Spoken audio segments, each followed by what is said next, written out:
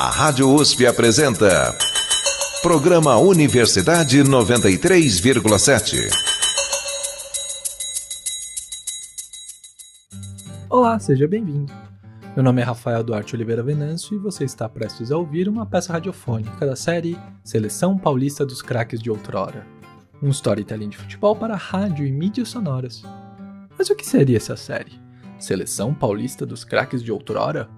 Bom, eu sou pós-doutorando do Departamento de Cinema, Rádio e Televisão e do Programa de Pós-Graduação em Meios e Processos Audiovisuais da Escola de Comunicações e Artes da Universidade de São Paulo, ECA USP.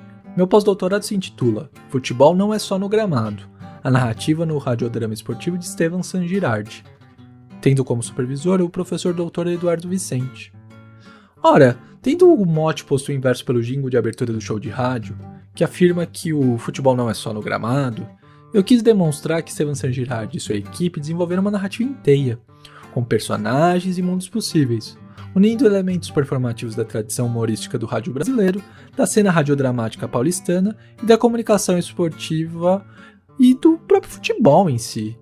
Para minha reflexão teórica, eu utilizei teóricos da dramaturgia, da pragmática, da narratologia, da psicanálise, e eu verifiquei como Estevan San Girardi construiu um rádio de autor que coloca o futebol enquanto uma centralidade de mordidura, e um tecido ficcional que trabalha o real, o verossímil, o imaginado e o inventado, sem distinção alguma. Assim, um dos meus resultados de pesquisa é essa série radiofônica, Seleção Paulista dos Craques de Outrora, onde coloco à prova o que encontrei na minha pesquisa de pós-doutorado, bem como coloco em prática aquilo que teorizei e refleti de acordo com o meu olhar de mundo. Para mim, Estevan San Girardi foi um dos pioneiros do rádio de algo que chamam nos estudos ficcionais de processo historicizante. Sim, historicizante de história com E, para distinguir daquele historicizante da famosa história com H.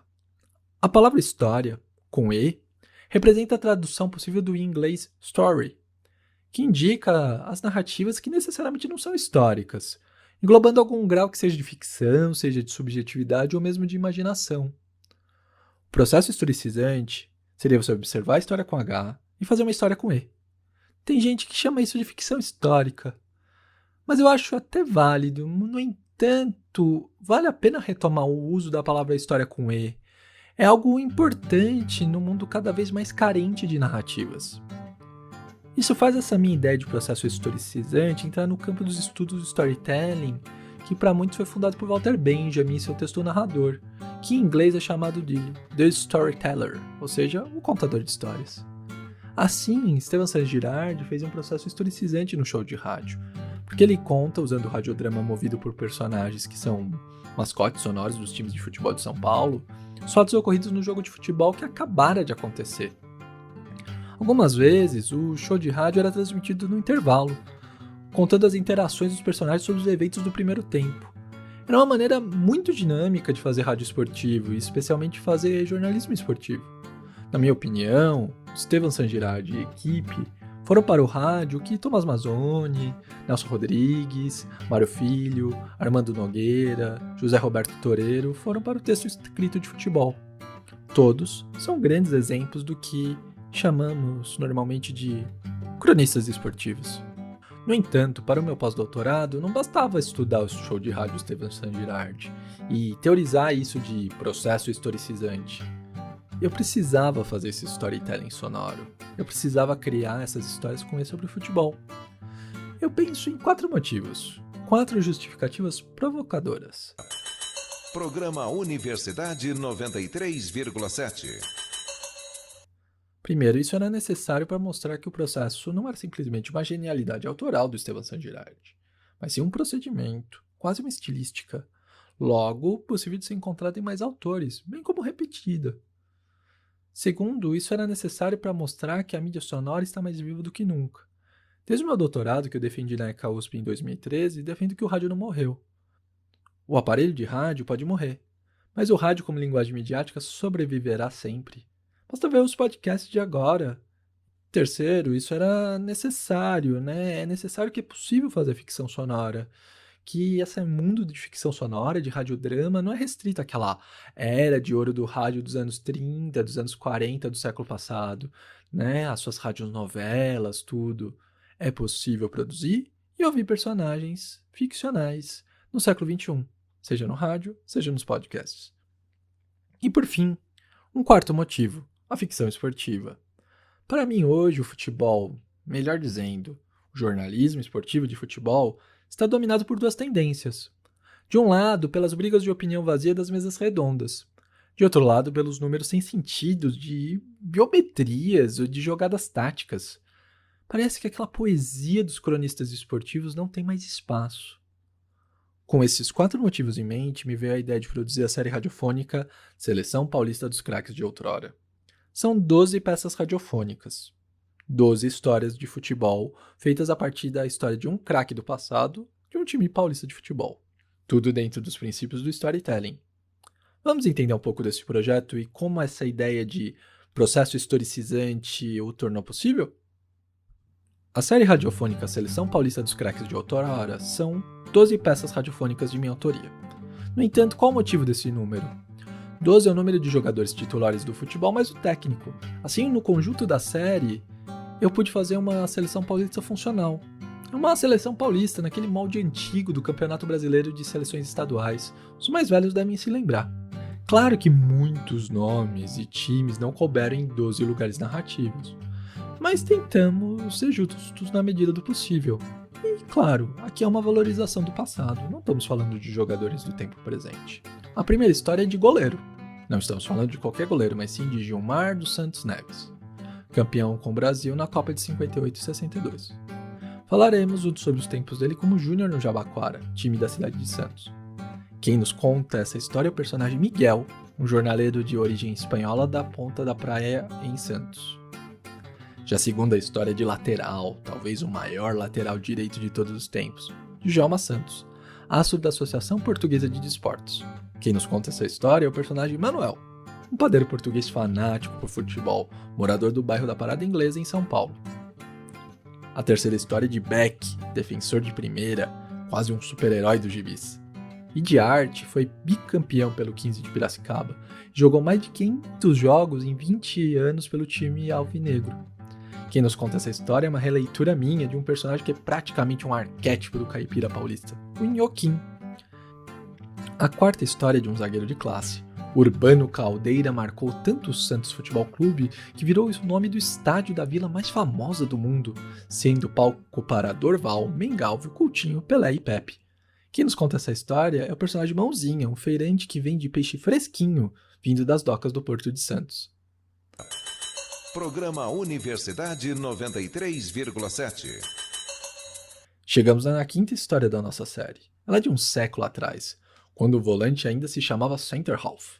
E não vamos falar de qualquer camisa 5, não. Vamos falar de um que foi ídolo do Corinthians, capitão da seleção brasileira e que ainda desafiou o presidente da República em um jogo de futebol. Seu nome?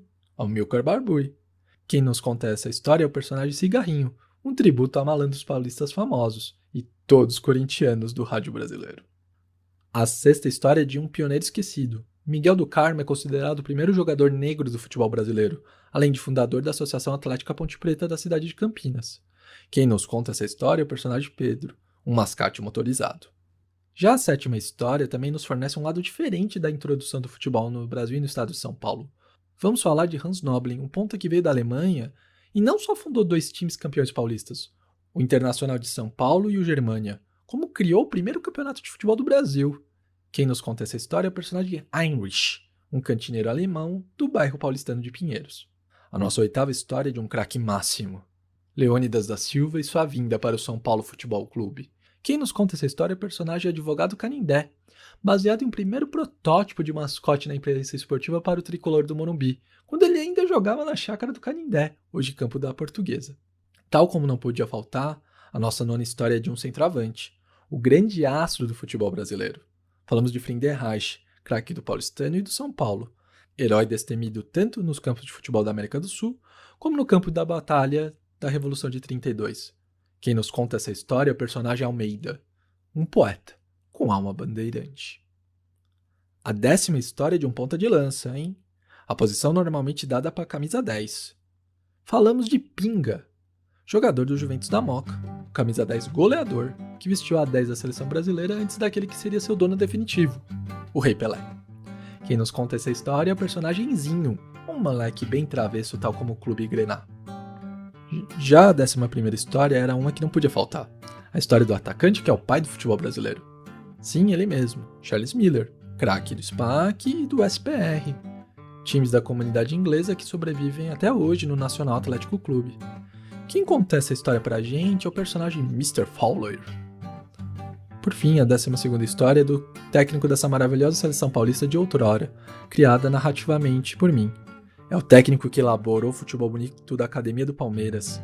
Ele que foi o técnico da seleção brasileira em um único amistoso do Mineirão. Ele que era, pasme, argentino. Estamos falando de Filippo Nunes. Quem nos conta essa história é o personagem Domenico Filippo, um dono de bar italiano fanático pelo antigo Palestra Itália. Pois bem, assim temos a série radiofônica Seleção Paulista dos Craques de Outrora. Hoje você ouvirá um desses 12 programas.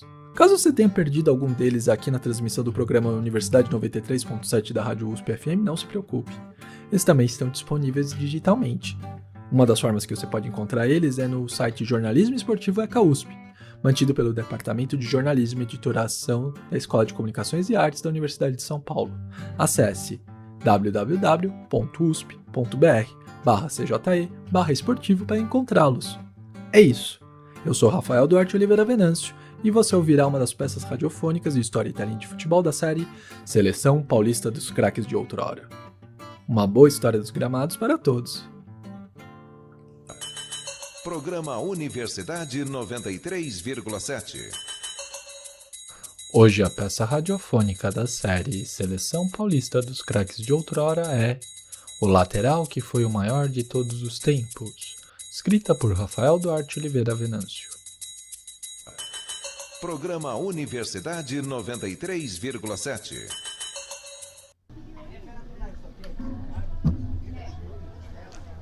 A bandeira que vai escrever. Aproveita uma dúzia de pãezinhos de sal. Sim. São os tais pães franceses, né? Eu conheci por outro nome, mas me dizer que é um palavrão. Olha, pão de sal é outra forma que meu pai falava, então eu uso assim. Hoje eu já se viu que falar que os pães são franceses já são feitos por portugueses, ora, ora, pois eu me chamo Manuel, sou português e faço pão. Mas poderia falar que sou pão inglês, já que estamos no bairro do Parado Inglês. Mas isso seria uma piada para uma coisa. Pronto, que meia dúzia de pãezinhos de sal aqui está. Vais levar mais algo? Pois se gostas. Fico muito agradecido pela elogio, de fato é uma receita que usamos na padaria há muito tempo. Sim, funciona-me de fazer. Se queres saber como é que se faz? Claro que sim, mas prometes voltar para comprar outras coisas caras na padaria, não é? Caso contrário, é falência. Eu terei que fechar as portas. Pois bem, vais anotar.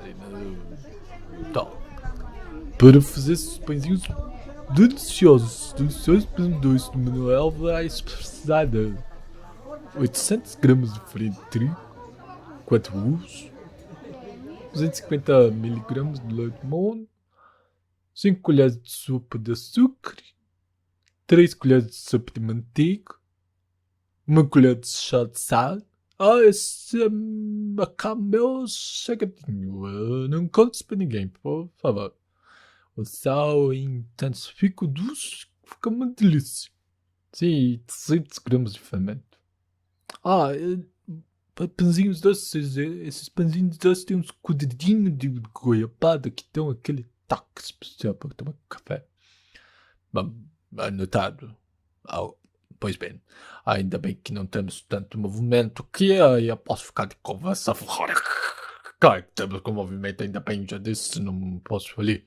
Pois bem, antes de fazer a massa em si, pega um dos ovos, bate com uma colher em um prato separado e reserva. Aí vai precisar de uma massa bem grande para colocar os ovos restantes, o leite mono, o açúcar e o sal. Mas é porque é muita coisa que precisa ser feita. É mais gentilmente bater Tá notando? Ah, tá. Então, depois que você mexeu gentilmente tudo isso, acrescente o fermento, mexe até dissolver completamente, tudo gentilmente. Terás uma mistura líquida, pois bem, e vai acrescentando a farinha por pouco. Isso, gentilmente. Quando ficar um bloco de massa, algo mais unido, mais sólido, é hora de sovar. Espalhe um pouco, vira farinha de trigo na bancada, sobe até desgrudar da mão. Aqui é minha dicadinha, minha dica especial. Lembra daquele ovo do começo? Seja a mão com esse ovo batido e com farinha, né? Pra suar. Agora não pode mais ser gentil com a massa. Tem que usar força pra suar, né? Pra bater na massa sem dó. Não. Gentilmente era antes. Agora é com força mesmo. Quando a massa começa a desgrudar das mãos, molde em bolinhas e coloque um cadadinho de goiabada. Deixa a massa descansar num cantinho por 3 horas e assa forno a 180 graus. E deve ficar até bem douradinho, deve ficar uma delícia esse pão doce. Sonho, não. Sonho, eu não faço mais sonho.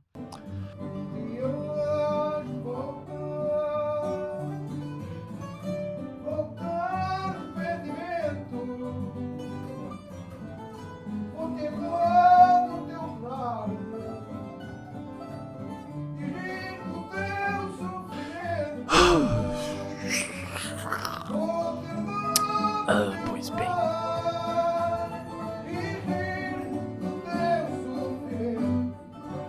Não faço mais sonho porque a minha portuguesa não me deixa mais a sonhar. É verdade, que tristeza que o meu time me faz. Sabe, quando sonhava, quando a portuguesa tinha o Djalma Santos. Sim, o Djalma Santos começou na portuguesa e ele jogava antes aqui num time de base da poder de inglês, mas logo foi para a portuguesa em 1948. Não sei se sabes, mas a portuguesa é um time que está a fazer 100 anos. A Fabulosa foi fundada em 14 de agosto de 1920. 535 anos após a Batalha de Jubilhota. Nesse dia, 5 clubes portugueses aqui de São Paulo se uniram. Sim, eu sei o nome de 5, deixa eu me lembrar. Ele é Lusíadas, 5 de outubro, Lusitano, Marquês de Pombal e Portugal Marinhense. Nascia a nossa amada portuguesa, a Associação Portuguesa de Esportes. Fomos campeões não, bicampeões paulistas. Em 1935, 1936, aquela esquadra fenomenal. Esquadra fenomenal composta, deixa eu ver se eu estou bem de memória, é Rossetti no gol, Fiorotti e Oswaldo Nezac, Duílio Barros Mandico formando a linha média, sim, Duílio e Mandico eram os 2 alfos e o Barros o center-half. E a linha de ataque que goleou aquele piranga nas 2 finais composta era, me verem bem, mas era composta por Arnaldo, Frederico, Pasqualino, Carioca e Adolfo. Que esquadra fenomenal. Fenomenal. Mas não se compara a portuguesa dos anos 50. A portuguesa do Djalma Santos foram campeões do Rio São Paulo em 52 e em 55. Ganharam a fita azul por 3 vezes. Não sabes o que é a fita azul? Não é parmesão. Queijo parmesão é outra coisa. É futebol que estamos falando. Vai saber isso. Fita azul é coisa de futebol. Eles davam esse prêmio para quem fazia turnês invictas e de amistosos fora do Brasil. Assim, por ter feito 3 expedições invictas fabulosas no estrangeiro, a portuguesa foi fita azul nos anos de 1951, 53 e 54. Mas sabes qual foi uma grande emoção para qualquer português, torcedor português? Não? Pois bem. No dia 17 de setembro de 1954, na Saluz, recebeu a comenda da Ordem Militar de Cristo. Sim, a ordem que deu o mesmo nome da Ordem dos Grandes Navegadores Portugueses. Que emoção! E claro que a portuguesa tinha um timaço. Minha fabulosa. Pensando no time que segurou empate contra o grandioso Vasco da Gama no Maracanã, Rio São Paulo de 1952. Muca no gol, mas machucou entre o Lindolfo, Nena e Noronha como backs. Nas laterais de Djalma Santos e Ceci, Brandãozinho no meio, Júlio Botelho, Renato, se bem me lembro, Renato foi substituído por Leopoldo, Nininho, Pinga e Simões. Em 1955, contra o Palmeiras também venceu o Rio São Paulo. né? Pacaembu 2-0, aquele timaço, Cabeção no gol, Nenê Floriano na zaga, Djalma Santos de laterais, Brandãozinho novamente comandando o meio para um ataque fenomenal com Julinho Botelho e Pojucão, aí todo mundo e Ortega. Sim, tínhamos Julinho Botelho e Brandãozinho fenomenais, mas Djalma Santos. Djalma Santos, aquele era jogador. Sendo um jogador defensivo e mesmo sendo um jogador defensivo, a imprensa destaca isso ao seu futebol de sonho. Portuguesa. Djalma Santos disputou 100 partidas pela seleção brasileira, foram 4 Copas do Mundo. As de 54 e 58 foi como jogador da Portuguesa. Mas infelizmente em 62 e 66 ele já foi para o Palmeiras. Apenas ele e Pelé iniciaram pelo menos uma partida como titular do Brasil em 4 Copas do Mundo seguidas. E ele fez o feito primeiro que Pelé. Além disso, ele foi o primeiro jogador escolhido 3 vezes seguidos o melhor de sua posição nos times de melhores da Copa. Nem Pelé conseguiu isso. Só podia ser da Portuguesa. Fenomenal de Djalma Santos. De fato, a Portuguesa era um sonho com Djalma Santos, agora é só de esperança. Se existisse um sonho.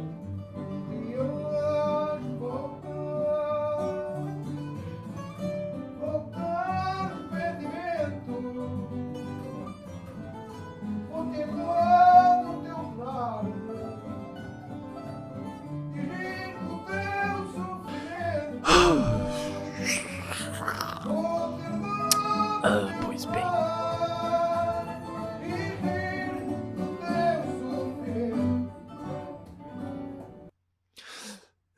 Se existisse um doce chamado esperança, eu faria o que poderia. No entanto, sonhos não os faço porque não os tenho mais. Foi-se o tempo que eu sonhava com o meu português. A portuguesa que tem o melhor lateral do mundo, o melhor que o mundo já viu e jamais verá outro igual. Um lateral que surgiu aqui na parada inglesa, onde tem a minha padaria. Pois bem, voltar ao trabalho que poderia estar cheio de gente. Clube? Uma lembrança de Djalma Santos? Pois bem. Acredito que foi quando o sonho talvez tenha acabado de vez. A sua despedida do futebol. Em 1972 ele fez um amistoso para a Portuguesa lá no nosso Canindé. Mais de uma década sem vestir o vanto rubro-verde, mas ele voltou para encerrar a carreira. Foi um amistoso contra a deixa-me ver Seleção do Zaire. 30 de janeiro de 72, o técnico da Luz era o Minelli. Deixa eu ver se ele lembra como era o time. Aguilera no gol. Djalma Santos, Marinho Pérez e Isidoro Folgueira faziam essa linha de 4 na defesa do 4-3-3 da época. Meio era em Banhas, Lorico e Xaxá. No meio havia Valdomiro, Basílio e Piau. Piau saiu para entrar o Wilson. Djalma Santos também saiu no primeiro tempo para receber os aplausos, né? Claro, aplausos. Era um jogador de 43 anos e jogou bem para uma posição que pedia vigor físico. Era um baita lateral direito, pois. O melhor de todos os tempos, já te disse. E foram aplausos, Aplausos de pé de todo Canindé. Nesse lugar então Cardoso, se eu não me engano, para completar a partida. Que emoção. Com as boas lágrimas, com esse coração sentimental que tenho.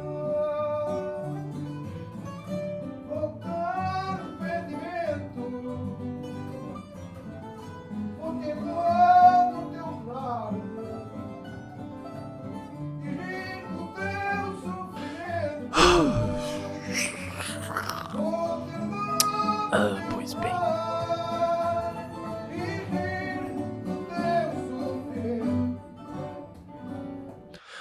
Como minha portuguesa era fenomenal. Voltar ao trabalho. Padaria cheia. Sim, não temos sonhos, mas por favor, me faça a receita de pão doce em sua casa e me conte. Sim, eu sei que a portuguesa voltará ao seu tempo de glória. Sim, estou bem. Bem, eu só me emocionei, ainda bem que tivemos o Djalma Santos. Não quero comentar isso.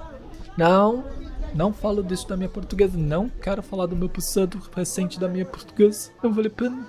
Fiquemos com sua glória e história centenária. Pois bem, vamos deixar aqui tudo nos conformes, nossa conversa sobre futebol em pleno dia de trabalho aqui na padaria, pra ninguém vir cá reclamar do Manuel aqui. Eu disse isso tudo como um desabafo. Um desabafo diante da minha admiração pelo Djalma Santos e pelo meu amor incondicional pela minha portuguesa de esportes. Mas tens em conta, hein? Foste tu que puxaste o assunto. Foste tu que me pediste sonhos. Pois bem, vai querer algo mais?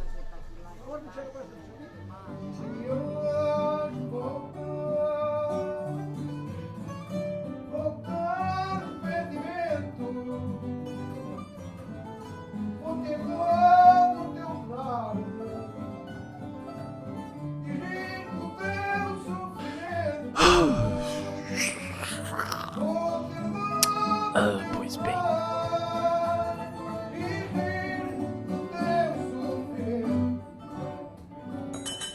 Programa Universidade 93,7. Hoje a peça radiofônica da série Seleção Paulista dos Craques de Outrora foi O Lateral que foi o maior de todos os tempos, escrita por Rafael Duarte Oliveira Venâncio. O personagem Manuel também foi interpretado por Rafael Duarte Oliveira Venâncio.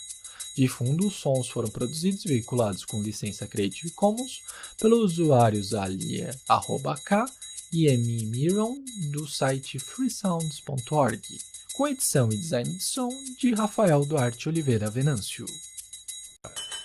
Programa Universidade 93,7. Esta foi mais uma peça radiofônica da série Seleção Paulista dos Craques de Outrora, um storytelling de futebol para rádio e mídias sonoras produzido pelo professor Dr. Rafael Duarte Oliveira Venâncio, pós-doutorando do Departamento de Cinema, Rádio e Televisão e do Programa de Pós-Graduação em Meios e Processos Audiovisuais da Escola de Comunicações e Artes da Universidade de São Paulo, a ECA USP. Esta peça radiofônica foi veiculada em 2020 no programa Universidade 93.7 da Rádio USP FM. Está disponível digitalmente, entre outros lugares, no site Jornalismo Esportivo ECA USP, mantido pelo Departamento de Jornalismo e Editoração da Escola de Comunicações e Artes da Universidade de São Paulo.